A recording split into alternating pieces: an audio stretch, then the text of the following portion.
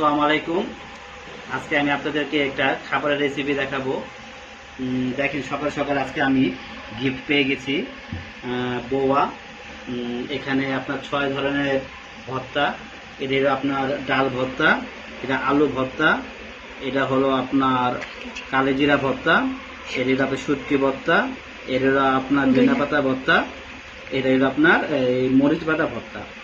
তো আজকে আমি খাবো, এটা আমার বড় বোন এই আমার জন্য পাক করে পাঠিয়ে দিয়েছে।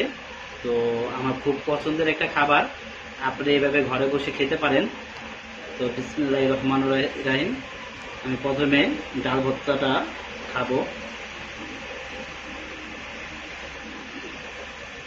তাড়াতাড়ি শেষ হয়ে যেতেছে।